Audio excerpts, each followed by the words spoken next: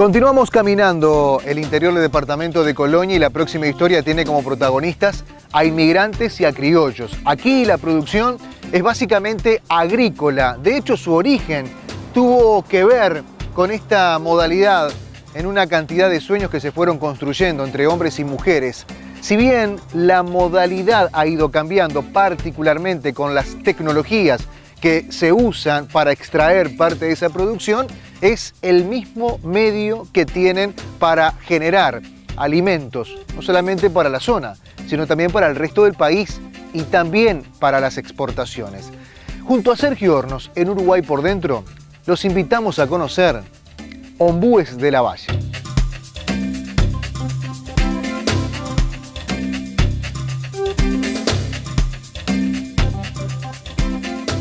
Ombúes de la Valle tiene mucha característica.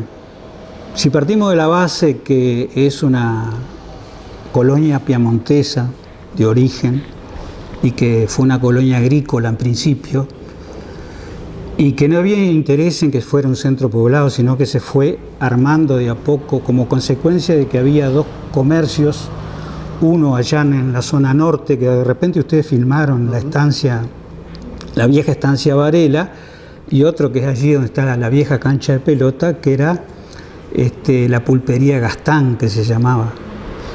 Entonces, por ese camino y al costado de ese camino, que es esta calle principal que vemos, se fue armando el pueblo. Por supuesto, los valdenses llegaron acá en 1890, se radicaron, compraron parcelas que había fraccionado los hermanos Varela, que tenían la estancia, que había sido a su vez de Juan Lavalle.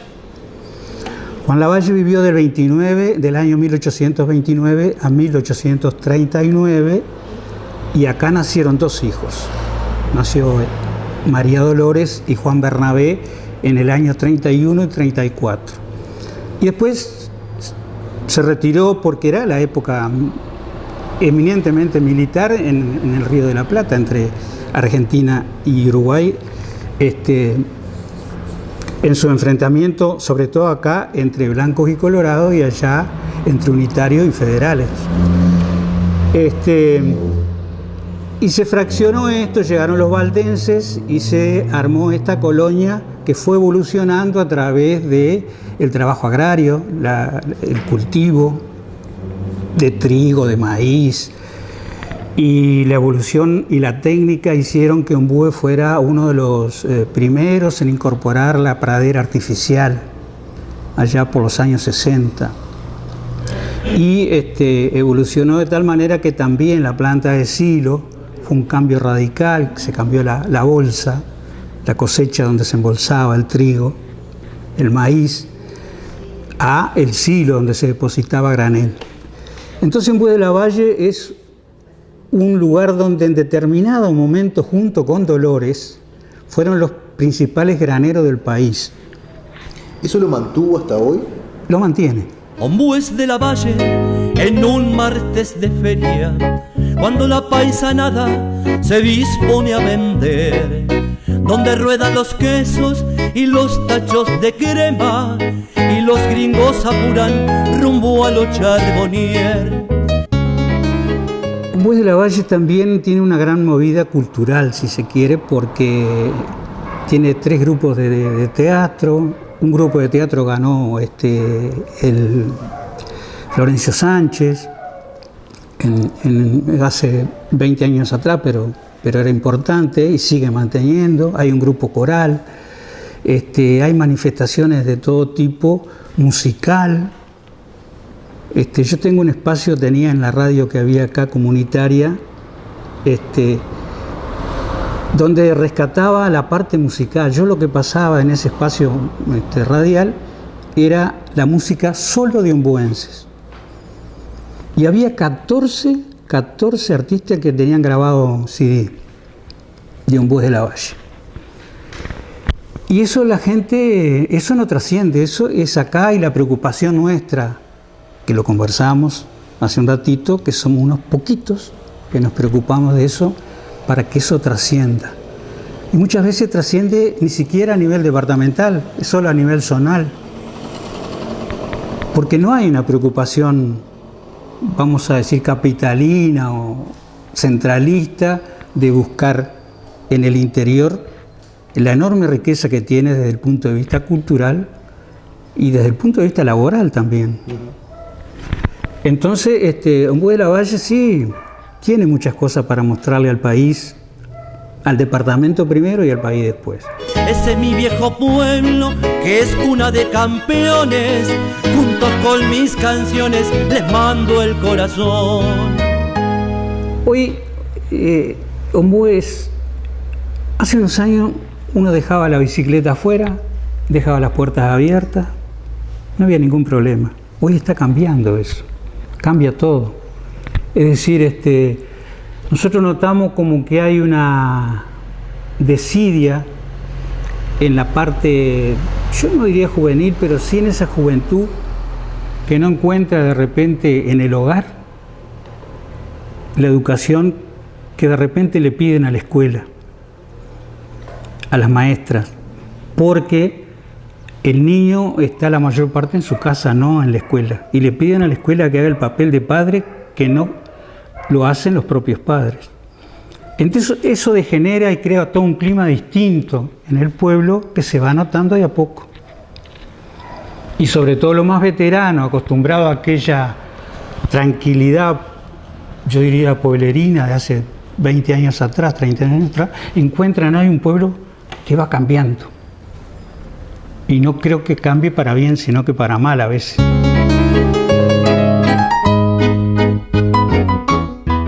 Muchas gracias. Y gracias a ustedes, porque esto permite, de alguna manera, una pequeña semblanza de lo que es Ombú de la Valle.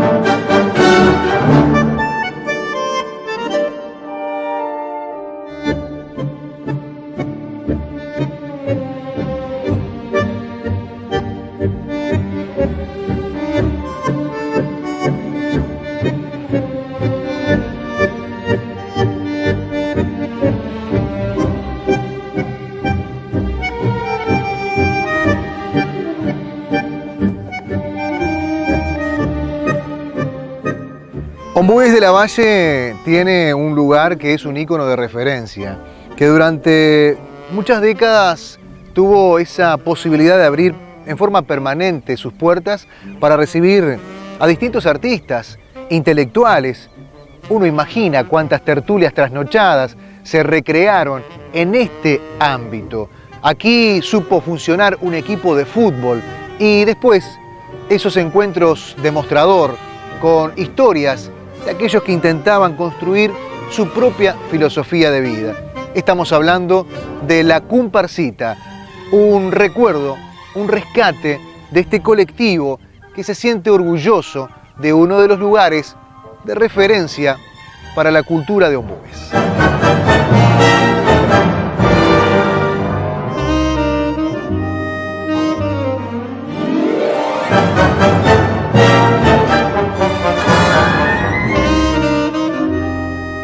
Bueno, realmente yo te puedo hablar de la Comparsita a partir del 2007 para acá.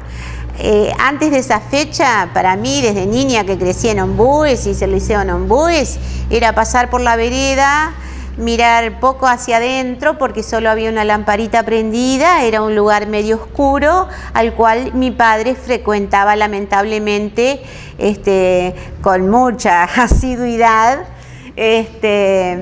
Y era lugar de copas en el mostrador y de truco, lo que yo supiera como niño o adolescente, pero y hombres acá adentro jugando. Porque no entraban mujeres. No entraban mujeres. Y mi padre, en sus últimos años de futbolista, porque primero jugaba en Peñarol, pasó a integrar también el cuadro de fútbol La Comparsita, que se puede ver allá en aquella foto. Que tenían en la camiseta formaba la palabra La Comparsita. Por suerte mi padre había conservado esa foto de su juventud, ¿no?, en el cuadro La Comparsita, con los nombres de todas las personas, me las pudo decir, y otra foto que encontré, mi padre parado en la puerta de La Comparsita, que cuando Yo me vine de Montevideo, yo soy, Aníbal decía, bueno, algunos se van, no vuelven más, otros vuelven como yo, ya no a producir a ombúes, pero vuelvo a mis últimos años. Entonces con mi compañero decidimos comprarla.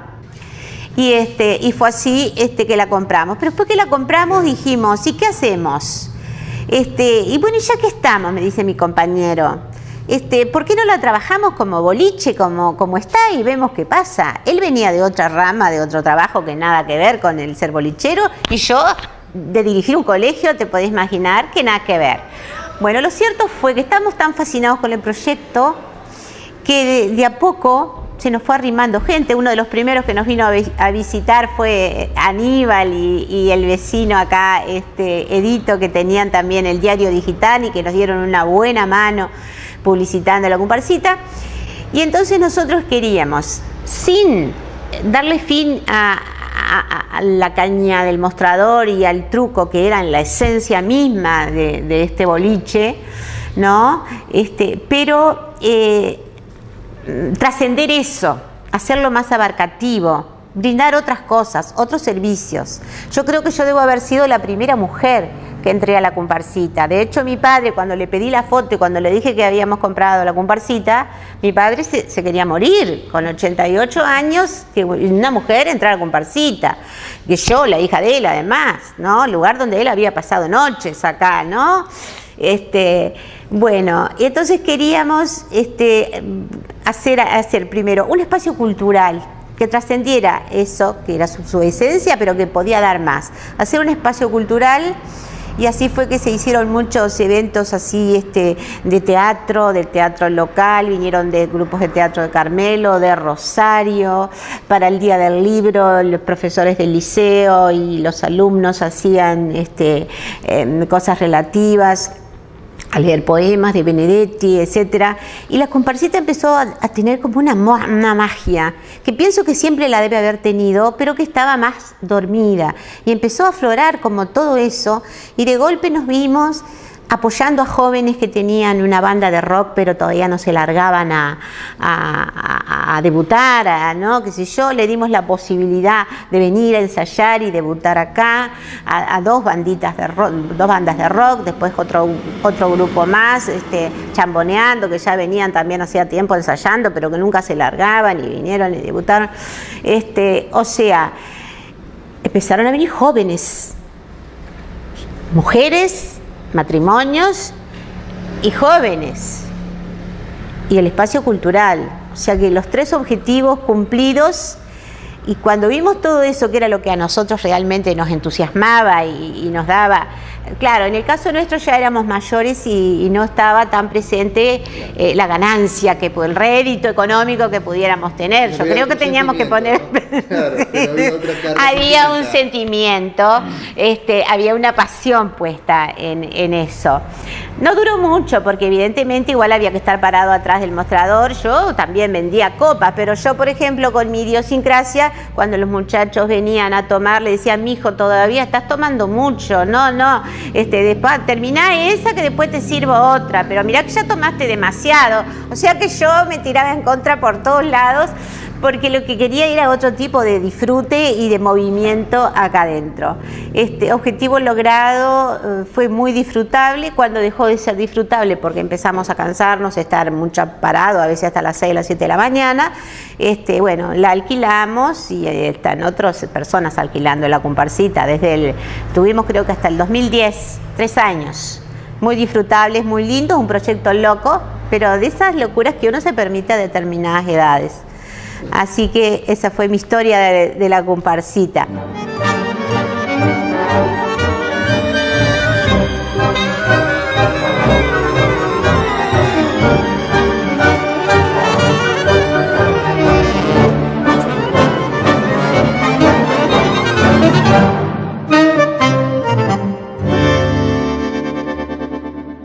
Ombúes de la Valle en un martes de feria, cuando la paisanada se dispone a vender, donde ruedan los quesos y los tachos de crema, y los gringos apuran rumbo a lo Charbonnier. En el bar de Villano hay una conga espesa, de espaldas a la mesa, Basilio el del taller. Mientras el Vasco Vitalis se manda una quiniela, con un brazao de diarios pasa el Chiche Esquivel. ¿Por qué vivir acá? Porque, claro, aquí nací. Mi padre era de origen árabe, era sirio, nacido en Madaya, distrito de Sebdene, que si trazamos una línea recta en el mapa, está a unos 25 o 30 kilómetros de lo que se considera la capital más vieja del mundo, Damasco. Vinieron allá por el año 1909, 1910. Él viajó en el barco aquel, el Princesa Mafalda, el Principesa Mafalda. Había poca gente acá, de paisanos, de ellos, como se decían, y le decíamos a los paisanos. Uno se encuentra con un descendiente de árabe y dice, mira, paisano. A todos nos dicen turco, no tiene nada que ver, ni siquiera el idioma. Y bueno, pero nosotros lo tomamos con la parte relativa que corresponde. Y ahí puso el comercio. Y un comercio como se llamaba antes, de ramos generales, así se le denominaba. El último día me queda un recuerdo, el último día que fui a la escuela, un 12 de diciembre de 1946. ¿Agradable o no? Desagradable. Venía de una fiesta escolar, me despedí de la escuela, pero allí 3 cuadras más arriba, dando la vuelta ya para entrar a la calle principal, la escuela está 2 cuadras más abajo, había ocurrido una tragedia aérea, era muy bueno.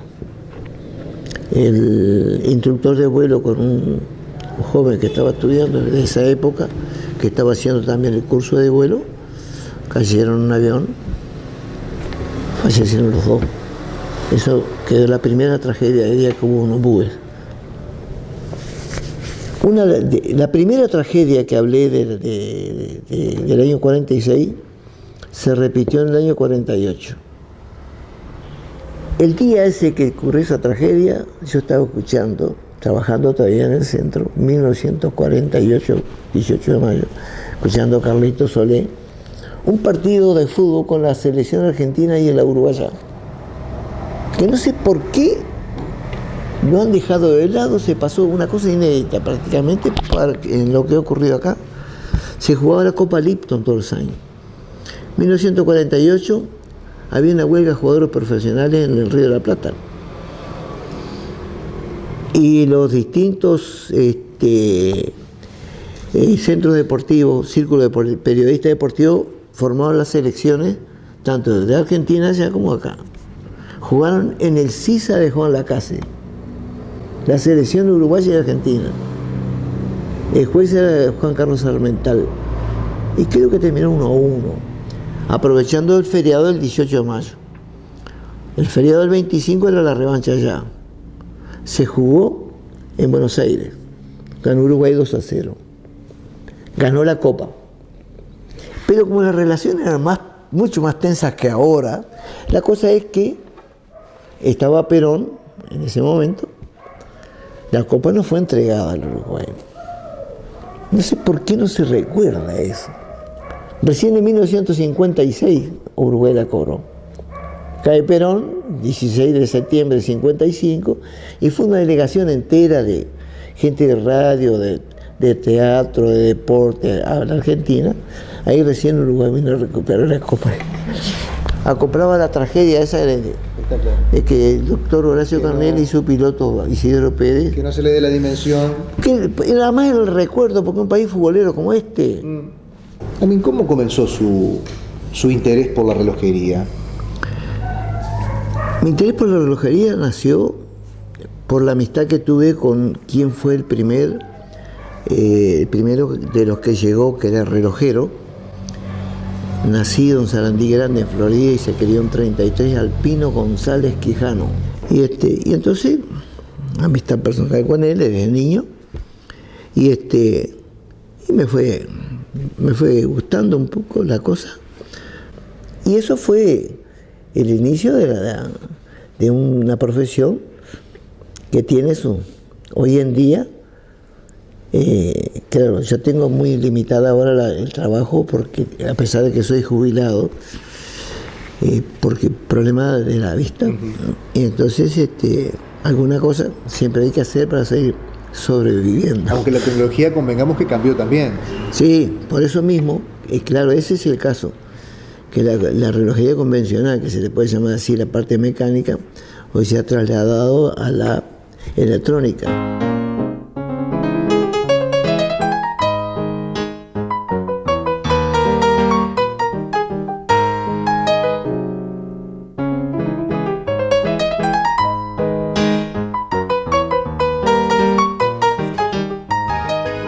Actitud, compromiso. Uno se encuentra con protagonistas que siempre tienen mucho por contar, de una historia que habla por sí sola. Recorrer el interior de nuestro país nos permite tomar contacto directamente con ese anónimo que también construye mucho de ciudadanía y que tiene siempre algo por rescatar.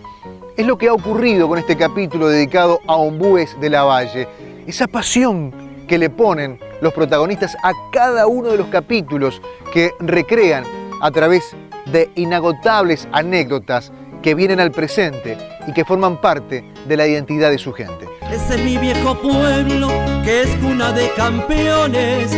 Junto con mis canciones les mando el corazón.